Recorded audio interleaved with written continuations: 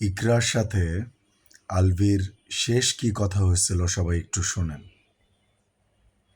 একজন ওয়াইফ তার স্বামীকে জিজ্ঞেস করতেছে ইনবক্সে যে কই আছো, লিখতেছে ঢাকার বাইরে আসছি শুটে।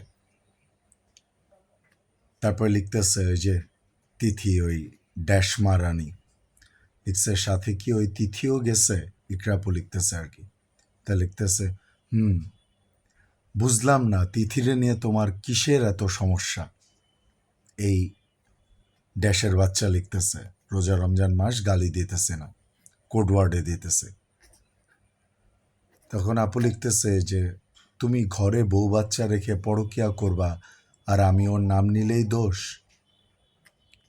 এই কথার পরের কথাটা দেখেন যে একজন ওয়াইফ তার হাজব্যান্ডের প্রতি কতটুকু তার অন্তরের ভালোবাসা থাকলে সে এভাবে বলে। এরপর লিখতেছে প্লিজ ওকে ছেড়ে দাও, আমি আছি তো, প্লিজ আমাকে আর এভাবে মানসিক কষ্ট দিও না। আকুতিটা দেখছেন? তারপরেও সে থামে নাই। তারপরে ইকরাপু আবার লিখতেছে তুমি যা বলবা তাই করব, প্লিজ ফিরে আসো। এরপর এই ড্যাশের বাচ্চা আলভি তারপরে আবার ইকরাপু লিখছে তোমাকে ছাড়া আমি বাঁচতে পারবো না, যেটা উনি প্রুফ করে দিয়ে গেছে। তারপরে এই ড্যাশের বাচ্চা লিখছে দেখ মাগি, সরি ফর দ্য ল্যাঙ্গুয়েজ, ও যেমনে লিখছে ওভাবে পড়তেছি, ন্যাকামি চোদাবি না, তোরে এখন আর আমার ভালো লাগে না, তুই আমার ব্যবহারে বুঝোস না। এরপরে ওই যে ক্রাপু লিখছে যে তুমি যা বলবা তাই করব, প্লিজ ফিরে আসো। সেই ভালোবাসার আকুতিতে এই ড্যাশের বাচ্চা লিখছে তোরে খুব তাড়াতাড়ি ডিভোর্স দিয়ে তিথিকে বিয়ে করব। এরপর আমাকে বলেন আপনারা আর মানে আর কি ক্লিয়ারেন্সের বাকি আছে, বা কি থাকে আর কি থাকে?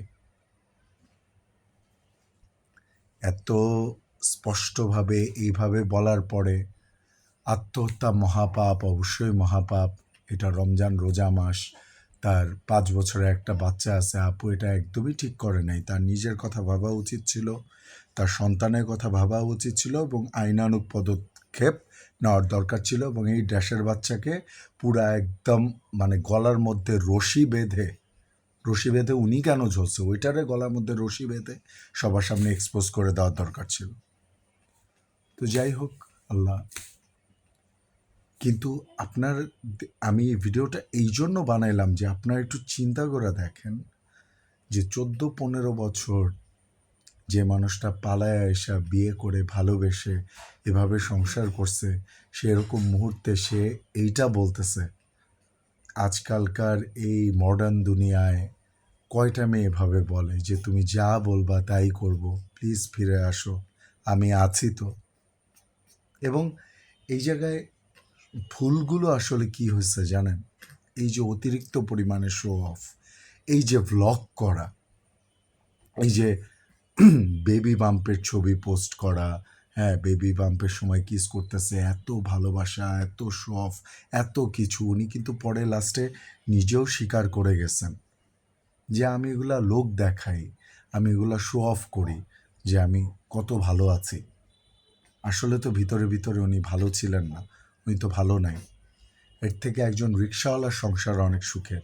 সে সারাদিন রিক্সা চালায়া তার ওয়াইফের কাছে যায়, তাদের এত শো অফ টো অফ কিচ্ছু নাই, তারা নর্মাল জীবনযাপন করে, তাদের ভালোবাসা মহব্বত একদম ঠিকঠাক মতন আছে।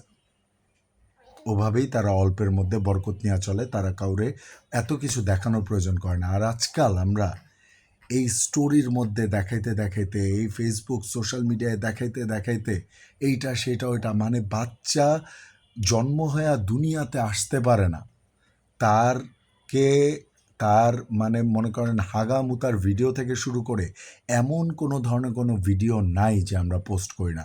শুধু মনে হয় ফুলসজ্জার ভিডিওটাই দেওয়া এখন বাকি। মানে এগুলা আসলে আমাদের বোঝা উচিত। এটা হচ্ছে একটা বিষয়। চরমভাবে এগুলা বোঝা উচিত যে বদনজর সত্য, নবীজি বলে গেছেন।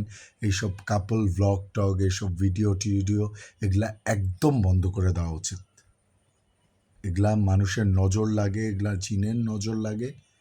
এবং এই যে ভ্লগার টগার এগুলা যারা আছে, এগুলা হচ্ছে সবগুলা fake. Most of them are fake. ভালো আছেন, ভালো থাকেন, গোপনীয় রাখেন নিজের সুখ, আল্লাহর কাছে নামাজ পড়েন, শুকরিয়া আদায় করেন, নিজেদের মতো নিজেরা সুন্দরভাবে থাকেন। আর কি, এই তো।